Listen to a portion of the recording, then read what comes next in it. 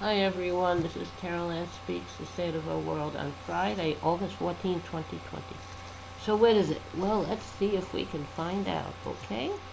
Alright, now, the coronavirus is still with us. It's not going anywhere. As of earlier this evening, we had 5,350, we had 5,315,899 confirmed cases in the USA. And we also had, unfortunately, 169,047 people who have passed away from this virus. That is a real tragedy. These are people who a year ago today were still with us. But because of terrible mismanagement by the Trump administration, this virus has run rampant throughout the U.S. The U.S. is not the only country that has a problem with the virus. We have other countries with right-wing leaders who denied the existence of the virus and doesn't want to do anything to help their peoples. And then we have countries in Latin America, specifically Bolivia and Brazil, I believe, where this virus is really taking a real big toll, harming the indigenous peoples of those countries. And the leaders of Bolivia and Brazil think that the indigenous peoples are savages. We shouldn't have anything to do with them. We should just get rid of them, have a genocide. They're using the virus, I guess, to get rid of them. And the reason they want to get rid of them is because they want the resources that are in those countries. Logging, minerals, land, all kinds of things. They want to destroy. They want to destroy the rainforest. So, anyway, the U.S. is not the only country that has a problem with the virus. It has a right-wing leader that has let the virus run rampant once it arrives. Trump did not cause the virus. It came from, we believe, someplace in China, but it got here. I believe it got to the West Coast, Washington State first, and also got to the East Coast, New York. And so it hit us on both coasts, and the U.S. has not really done anything. We need a national testing plant. Everyone has to be tested. They test positive, trace their contacts. Those contacts, any of those test positive, trace their contacts. Isolate anyone who tests positive and give them and treat them and get them well. But unfortunately, we have not done that, and this virus, hits people of color really hard, and it hits people who have underlying medical conditions. People of color do not have access to great health care, and we have in our country it's a really health care for profit. It's based on you having an employer, working for a company, having an employer who provides you with health insurance. And if you don't have a job, then you don't get health insurance. Or if you don't work for someone, you work as an independent, like an independent contractor. So anyway, this country does not have health care for all. It has health care for those who can afford it. And then when people get sick, they go into the hospitals, they go into the emergency rooms at hospitals, and they overwhelm them. And if they are sick with something like this virus, then that virus spreads to everyone. So we really need a good health care system for everyone, where from the moment you're born in this country, you are should be entitled to health care with doctors and providers of your choice. So that's something to work towards. Now, this virus is, uh, with a lot of viruses I've heard, once you have it, you kind of have built up an immunity to it. With this virus, they're not sure. They have a number of pharmaceutical companies they're trying to develop a vaccine, but then we have the issue of, well, if they do develop a vaccine and it's fully tested and it's found to be safe, it's going to take a while, years. Then how does it get distributed? Is it based on who can afford it? Because right now we have these test to determine if you have the virus, where it's hard to get a virus test, and if you get once you get the test, it's hard to get the results. It takes a while, and by the time weeks could go by the time you get the results don't mean anything. So would this be the same situation with the vaccine? Once we do have an effective, safe vaccine, where it'll be hard to get this vaccine because it depends on where you live and who you are. Right now, sports teams like basketball, baseball, they have access to rapid tests for the virus, so they can test their players, and they have that like in the White House. And I think in Congress. So if those people can get these rapid tests to determine if they have the virus pretty quickly, why can't the rest of us have that? Now I've also heard that these rapid tests are not 100% reliable. So we need a bunch of things. First of all, we need tests to determine reliable tests to determine who has the virus and isolate them. And when we have to test everybody. We also need treatment and cures for the virus. And the third thing we need is a vaccine to prevent it. And vaccines only last for a certain amount of time, and then there are new strains for the virus that's supposed to conquer, like with the annual flu. Each year they come up with a new flu vaccine. So it's a big problem, and we have a government that's not doing anything. It seems that nothing gets done unless it affects people here who have means. So, for instance, we had Ebola several years ago, and the Obama administration did a good job in keeping us safe from that. Now, Ebola started in Africa, and then you have various aid groups that go there and help the people. There are a lot of viruses out there, all over the world, and it seems no one pays any attention unless it affects, like, a Western country, or it affects someone in the developing world who could affect someone in a Western country. So we really have to change the way we treat the rest of the world, all peoples of the world, and have research on all kinds of viruses and treatments.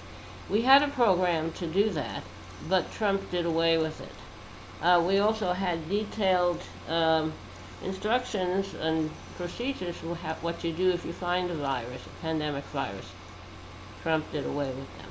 So we have here a dictator who's trying to do away with all institutions and who is not acknowledged this virus exists.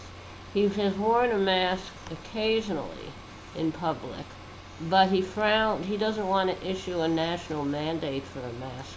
And he has influenced the governors, Republican governors in various states around the country, not to wear masks, not to issue mask mandate, not to do mask testing, to keep this open, to reopen schools, all kinds of stuff that he's trying to do. He thinks that if people go back to work, thinks that they should be able to go back to work if their kids are in school, then the economy will improve and he can get reelected. Now he has a child and grandchildren in please excuse the bell.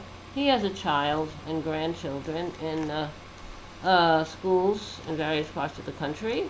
I guess they're private schools, but I'm not sure. And those schools are not open, they're closed.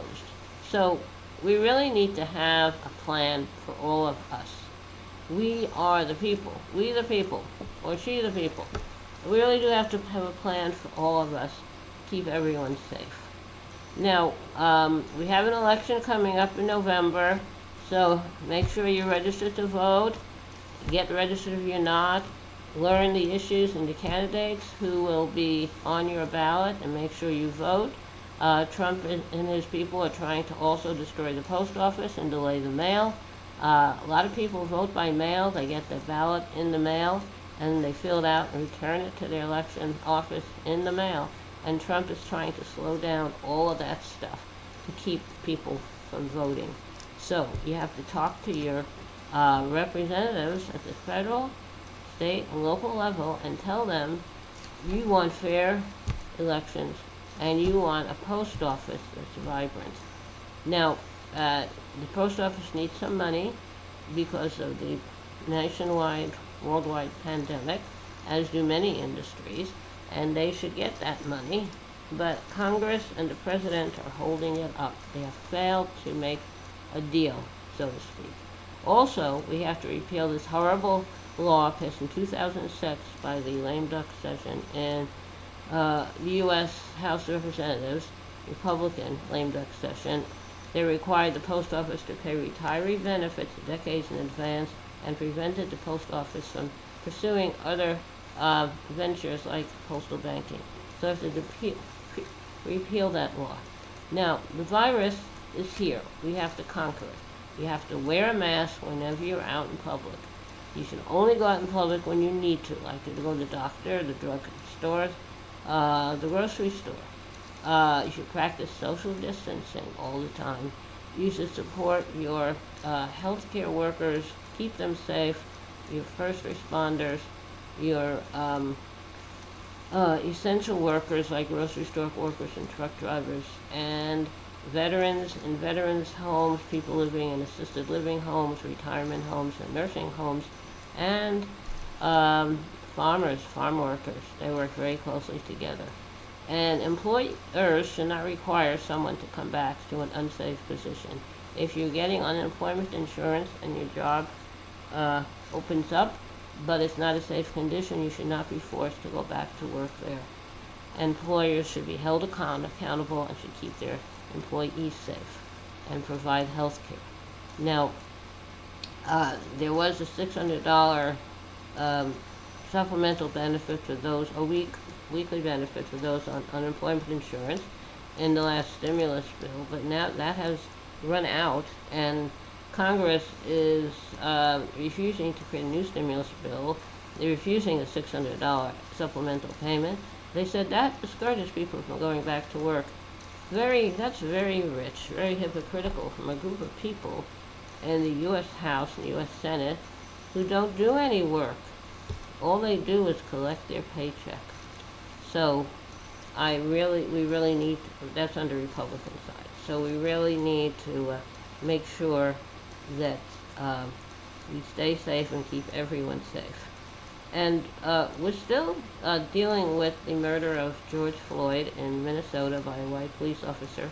People are still protesting that and police brutality. And we've had draconian measures instituted by the federal government's Department of Homeland Security against communities that are protesting. If they're protesting against police brutality, then the feds come in under Trump to punish them. If people are protesting in some state because they're protesting the order to wear a mask or to stay home and lockdown and shelter in place, the federal government doesn't send anyone to punish them and hold them accountable. And not too long ago in Michigan, a group of gun-toting people entered the state house in Michigan, state level, with guns because they're protesting that Democratic governor's order to shelter in place and wear a mask and social distance. They wanted their state to be open. So, but the feds didn't come in, federal police didn't come in to punish those people and get them out and put them in jail. And federal police don't come in when we have people protesting lockdowns in other places and mask mandates. So there's a real double standard here, so we have to get that under control. All right, we'll take a little break for a minute. Hang on. Hi everyone, I'm back. Just need a little water break. Anyway, I think maybe we should have a song now. I'd like to sing a song called 500 Miles. It was written a long while ago. It's a folk song. I don't know who wrote it, and I don't know all the words, but I'll give it a try. Okay. If you miss the train I'm on, you'll know that I am gone. You can hear the whistle blow 500 miles. Lord, I'm 1, Lord, I'm 2, Lord, I'm 3, Lord, I'm 4, Lord, I'm 500 miles away from home. Not a shirt on my back, not a penny to my name. Lord, I can't go on home this away, this away, this away, this away, this away. Lord, I can't go on home this away. Okay, hope you liked it. That was 500 miles. I think maybe it's time to wrap up and say good night. I'd like to say thank you for tuning in this evening, Friday, August 14th, 2020. Carol Ann Speaks, The State of the World. Hope to see you all back here tomorrow evening. And remember, stay safe, take care of yourself and others. And remember, kindness goes a long way. Kindness goes a very long way. Thank you. Good night. Stay safe.